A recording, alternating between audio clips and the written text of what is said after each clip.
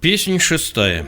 О том, как Эдыгей в пути воевал с Кара-Тиин-Алыпом и освободил Акбеляк, дочь Аксак-Тимира, а также 40 рабов. Струсили 9 мужей, ускакал от них Эдыгей.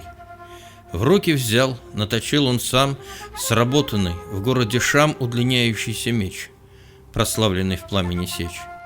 Был единственным Эдыгей Джан-Тимира, 5 сыновей ехать за ним сочли за честь. Отважных несется 6. Быстрее несется весть, к Эдыгею сбирает людей. Вот летит он с дружиной своей, их 17 уже человек. По ухабам во весь опор пролетает чубарый конь. Перевалы высоких гор переваливает конь. Над крутыми отрогами он, над глухими дорогами он. Проносится, как стрела, ездаку не дает удела. Чем дальше, тем лучше бежит. Подобно туче бежит, когда ее гонит вихрь. Зачем прибегать к бичу? Даже если ты крикнешь «Чу!», без плети помчится он. Крылатая птица он. Так скакал Эдыгей, у ветря медленней бег. Не выдержали тогда 17 его человек, сломила усталость их, и сил не осталось в них. Тут сказал Эдыгей: 17 мои, если на 3 я вас разделю, не разложитесь тройками вы. Если на 2 я вас разделю, не разложитесь двойками вы. Если на 5 я вас разделю, это будет затеей пустой.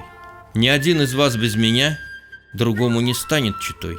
17 мои, 18 вас будет со мной. 18 с думой одной, 18 с единой душой, 18 с целью большой. Пусть помнит каждый из вас о жажде сказав: не тужи. О голоде прямо скажи: ты жаждешь? Достану воды. Голодным добуду еды. Одежда истлеет в пути, клянусь, я другую найти. Погибнет твой конь, уплачу. Погибнешь ты сам, поскочу. Предам боялыч огню, а мою, как должно тебя, достойно похороню. Не умрет в дороге джигит, если к цели не долетит. Джигит не горит в огне, не тонет в морской глубине. Завтра забудь, говори сейчас. Покуда я жив, не умрешь, не уйдешь от нас. Тяга ты на себя не возьмешь. Ослабеет твой конь худой, бессидельного приведем. Конину сухую найдем, для нас она станет едой. Травинку сухую найдем, называемую сырдой, для нас она станет едой. Найдем коренье и тик, от них даже зверь отвык, для нас они станут едой. Мы ведать не будем бед. Ягоды мы найдем, наполненные дождем, для нас они станут питьем, сладостным, как щербет. Еще Эдыгей сказал так: свояк не свояк, земляк не земляк, разве не все мы одно? Не каждому разве дано 17 верных друзей, 17 храбрых семья, 17 радость моя. Умоемся на заре, усядемся на ковре, в отгадчике вас я беру. Видел я сон в эту ночь, если мой сон к добру, истолкуйте его к добру. А если мой сон дурной, когда ж не к добру мой сон, 17 вокруг меня стойте крепкой стеной. Я ночью сегодня во сне сидел на белом коне, в седле золотом. За гриву держал я коня, и кречетом стал я потом. Охотничья стать была, и белые 2 крыла. Взлетал я в горный предел. Встретился мне Серафим, поговорил я с ним и далее полетел. Навстречу мне серый гусь, подхватываю его, и вот на Синай сажусь, грудинкой насытив себя. 17. Поведайте мне всю правду об этом сне. Что может он означать? 17 мудрых бойцов стали обдумывать сон. Подходили со всех концов, подходили со всех сторон. Передумали сотни дум, пересох у каждого ум, а сон объяснить не смогли. Был среди них один старик, был он опытом умудрен, в тайну многих вещей проник. Поднялся и молвил он: эй, Эдыгей, Эдыгей, у ребенка палочка есть, значит, сумеет он на жеребенка сесть. жеребенок, возраст придет, 4 он достигнет лет, ретивым станет конем. Если поскачешь на нем вперед и только вперед, до цели он доведет. Если ты сегодня во сне сидел на белом коне, под тобой золотое седло, значит, цели достигнешь ты, засияет оно светло. Если на небо ты взлетел, если вышел к тебе Серафим, если ты беседовал с ним, и была ясна его речь, значит, будут с этой поры ирены тебя беречь. Если гусь пролетел в вышине, если гуся поймал ты во сне, если сел на гору Синай, грудинкой насытил себя, это значит, врагов погубя, навеки прославишься ты. С Тохтамышем, изгнавшим тебя, навеки расправишься ты. Ты сравняешь с долом его, овладеешь престолом его и его державой ордой, 90-главой ордой. Мощь ее отнимешь ты, и опять обнимешь ты красавицу Айтуллы. И сказал муж Эдыгей: эй, 17 мои, поскорее седлаем коней. Если шумом разбудим степь, недоступную людям степь, мы поедем дорогой степной. Если ступающий цок-цок, в небо взметающий песок, сможет простор топча земной копытами землю развернуть и найдет в глуши степной разворачивающийся путь, пустимся по тому пути. Если взор увидит остер, огненный костер у костра накормим коней. Если мы вступим без преград в каменный толстовратный град, остановимся на ночлег. Скачут 17 человек, 18-й Эдыгей, ступающий цок-цок, взметающий песок, сумел, топча простор земной, копытами землю развернуть и нашел в глуши степной разворачивающийся путь и поскакал по тому пути. Огненный костер прежде пылал, ездаков маня, но вместо огня Эдыгей золу нашел. Не попал он в каменный град, не увидел запертых врат. Каменную мглу нашел. Он страны кружась не нашел, войска вооружась не нашел. И поскакал опять Эдыгей посреди безлюдных степей. Вскоре пред ним предстал Тияк. Увидав этот каменный знак, всадник к нему поспешил. Так в дозоре стоял Сургавыл. Вот что сказал Эдыгей: эй, Сургавыл, разворачивающийся путь. Дрожал под копытами коня огненный костер. Сиял пред взором и коня, и пепел нашел я вместо огня. Не вступил я в каменный град, не увидел запертых врат. Я страны кружась не нашел, войска вооружась не нашел своего врага. Эй, Сургавыл, вижу, есть у тебя серьга. Где же твой народ, Сургавыл? Где твой сладкий мед, Сургавыл? Настолько, что ли, ваша страна поругана, осквернена, что арба не хочет сюда въезжать? Настолько, что ли, ваша страна немилостива и жадна, что путник не хочет сюда вступать? Тияк ее здесь. Где же она, виденная когда-то страна?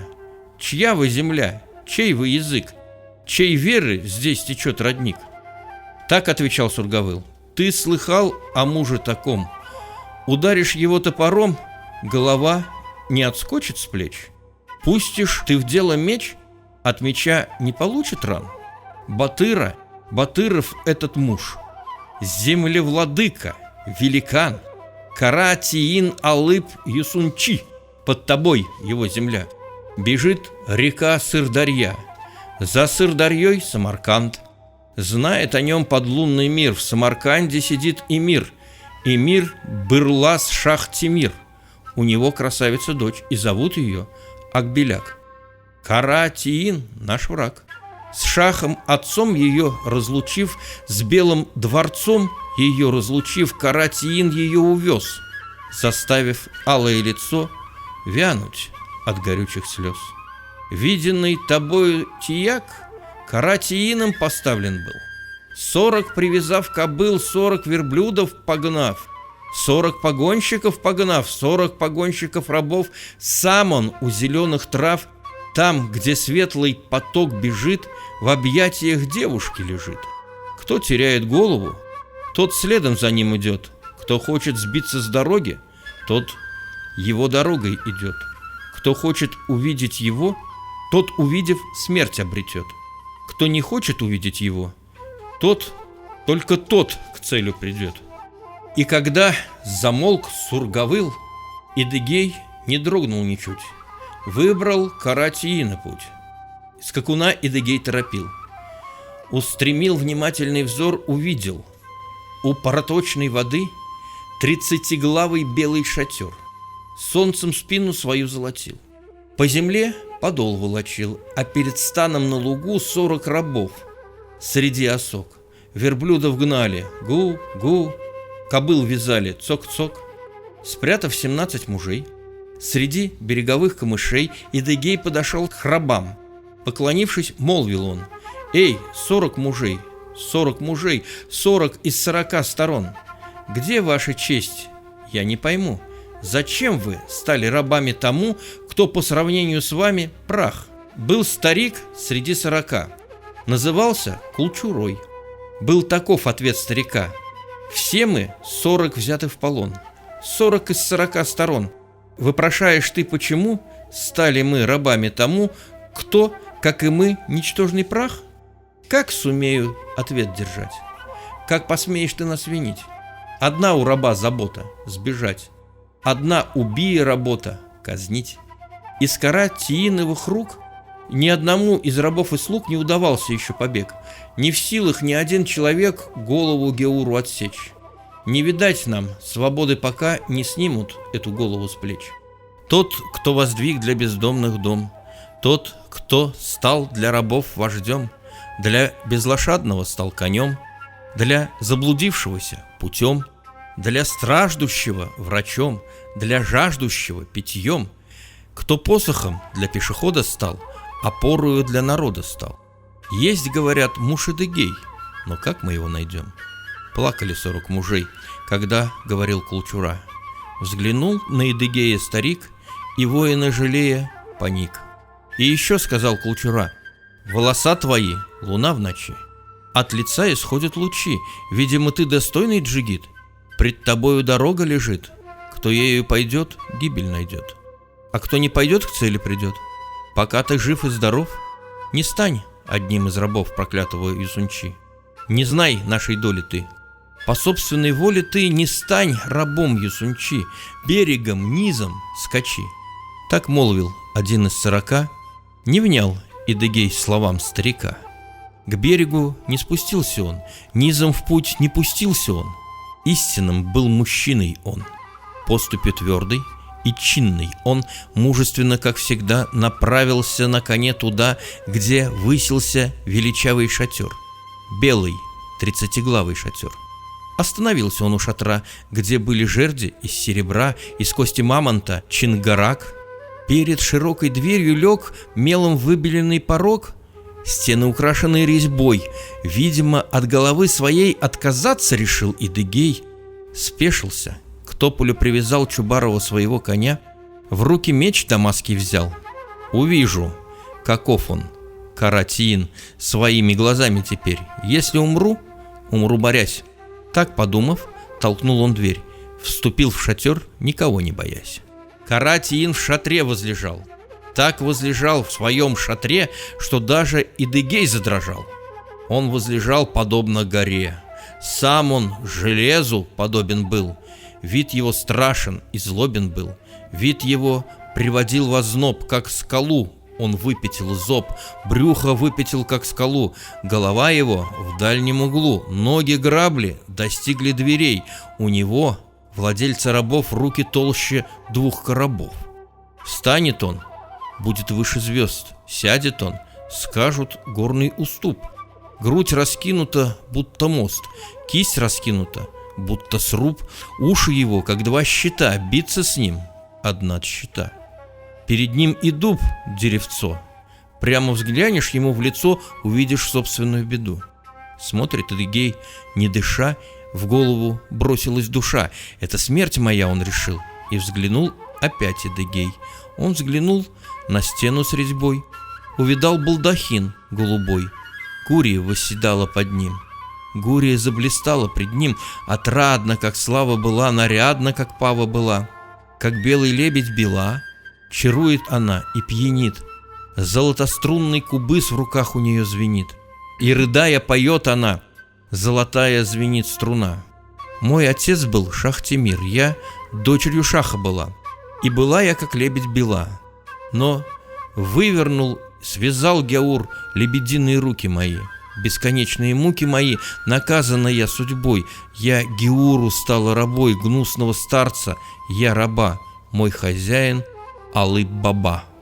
Сказал тогда муж Эдегей: если отец твой Шах-Темир, перед которым трепещет мир, если сама ты Ак-Беляк, белорукая госпожа, если тебя связал Гяур, в черной неволе тебя держа, если Алып-Баб превратил тебя в наложницу свою, если я старика убью, если я тебя, госпожу, благополучно освобожу, если тебя отцу вручу, что в награду я получу?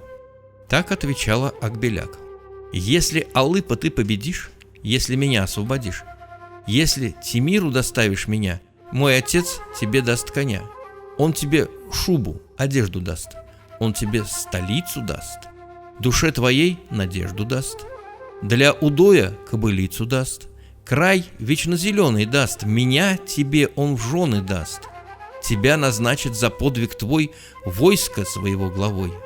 Все, что ты попросишь, даст. И сказала еще Ак-Беляк: ты с волосами, как месяц в ночи, ты, чье лицо, как солнце лучи, видимо, ты достойный джигит. Страшный путь пред тобой лежит, к Каратиину тебя приведет, там тебя погибель ждет. Ты заблудился, сбился с пути, пока твоя голова цела, постарайся ее спасти. Так отвечал Эдегей: есть чубарый конь у меня, сесть попробую на коня. Лук у меня упруг и туг, натянуть попробую лук. Есть у меня стальная стрела, она раскрашена пестро, хвост ее воронье перо. Не бойся ты старика, спит его левая рука. Левую руку приподними, медный его нагрудник открой, попробую пронзить стрелой. Так сказав, муж Эдегей на коне очутился вдруг, натянул свой упругий лук, вставил стрелу с вороньим хвостом. Ак-Беляк его поняла. Алыпа руку подняла, медный нагрудник весь раскрыт. К великану подъехал джигит, поспешил он лук натянуть, выстрелил в беловолосую грудь. И в 12 обхватов стрела сердце достигла взмахом одним. Сердце Алыпа насквозь прошла, камень проткнув, лежавший под ним. Проснулся Каратиин Алып. Мостом раскинутая грудь попыталась воздух вздохнуть, не пустила стальная стрела. Приподняться груди не дала, выпеченная, как скала, брюхо не оторвет от земли. Алып от боли осатанел, утопая в крови, почернел. «Гай!» — заорал, закричал Алып. Выбросил ногу, топнул ногой. Развалился белый покой. Войлок рассыпался, как зола. Правой рукой стукнул Алып, 60 подпорок расшиб. Крикнул: «Джигит, берегись меня, за щиколотку возьму коня!» Размахнулся Алып-Баба, промахнулся, рука слаба. У Чубарова длинный хвост до самых звезд, он восходит, как дым густой. На руку хвост намотал Алып, конь тяжелее горных глыб. Тащит Алып, тащит коня, тащит, не сдвинет с места его. Лицом повернулся к дороге конь, встал на передние ноги конь. Тащит врага, тащит, не сдвинет с места его. В руках врага оставался хвост. Грудь, раскинутая как мост, к черному камню, видать, приросла. Не шевельнулась в груди стрела. Сказал, утопая в крови, Алып: «Не уходи, Эдегей, подожди». Не выслушав, не уходи. 360 лет я глядел на суетный свет. 1000 съел котлов еды, 1000 выпил бочек воды. С Ирген-Куна сошел я вниз. Силы моей боялись враги. Делал я лук из конской дуги. Стебли пускал я вместо стрел. Ни на кого я не смотрел. Тысячи ханов разных я знал. Ни одного не желал признать. Тысячи станов ратных я знал. Ни одну не признал я рать. Славен сын Туйгуджи Тахтамыш. Войско его густой камыш. Он воевал и владыкой стал. Его существующим не считал. Много свершив прославленных дел, шах Тимир владыкой стал. Я на дочь его глядел. Его существующим не считал. Не ведая, когда и где уйдет, иссякнет сила моя, не ведая, когда и где раскроется могила моя, не ведая, когда и где от кого мне будет смерть дана, я призвал к себе колдуна. Истину мне колдун предрек. Если найдется человек, который сможет убить меня, это будет муж Идыгей. Эй, Идыгей, Идыгей, не уходи до поры. Жили две пери, две сестры. Я родился от старшей сестры, ты родился от младшей сестры. Подвигом не гордись, не хвались, поводов для гордости нет, и я родился от пери на свет. И ты родился от пери на свет, старшего брата ты убил. Не уходи, Идыгей, подожди. Не выслушав, не уходи, слишком вина твоя тяжка. Если бы досыта ты всосал материнского молока, ты б тогда милосердным был. Жесткое сердце бьется в тебе. Старшего брата ты убил. Ты теперь одинок, Идыгей. Камнем на грудь убийство легло. Тут воскликнула Акбеляк, алая обнимая седло. Батыр, великий муж Идыгей, месяцеликий муж Идыгей. Барсова кость, львиная грудь, недругов победивший в борьбе. Руки молодые мои, да будут подушкой тебе. Косы золотые мои, да будут периной тебе. Твои да будут долгими дни. Муху, душу мою сохрани. Изумивший страну Батыр, удививший отвагой мир, прими в объятия меня. Поедем к моему отцу, мой отец даст тебе коня. Шубу на загляденье даст, стольный град во владенье даст, край вечно зеленый даст, он меня тебе в жены даст. Сделает он тебя главой многочисленной рати своей. Поедем, поедем, Идыгей. Тут рванулся ярый конь, вздыбился чубарый конь. Нет, не уйти от старика, сильна у него рука. Продолжал хрипеть Алып. Не уходи, Идыгей, подожди, не выслушав, не уходи. Мылом не выбелить того, кто родился черным на свет. Силой не выпрямить того, кто горбатым увидел свет. Мучил тебя хан Тахтамыш. Если к Тимиру перейдешь, свой хребет не распрямишь. Избавителя не найдешь. Храни мои слова в ушах. Страну твою захватит шах. Выпьет кровь и разграбит дом. Имя твое покроет стыдом. Он твой род поработит, твой народ поработит. Он твоими руками в бою поработит отчизну твою. Земли твои разрушит он, клятвы свои нарушит он. 1000 раз обманет он, таким как ты не станет он. И это узнав, уйди, Идыгей. Проклятие мое стрелы острей, камень оно пройдет насквозь. Оно бы и сейчас нашлось, но если я тебя прокляну, что я делать буду, Батыр? Если тебя не прокляну, чистым покину этот мир. Не веришь моим словам? Скажу примету одну.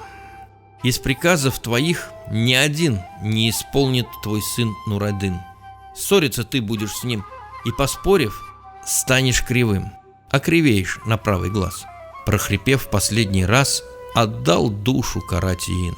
Душу выпустил он из рук, хвост не выпустил он из рук. Крепко мертвец коня держал. Идыгей бичом взмахнул, скакуна ногой толкнул. Разъярился конь, задрожал. Вздыбился чубарый скакун и рванулся ярый скакун.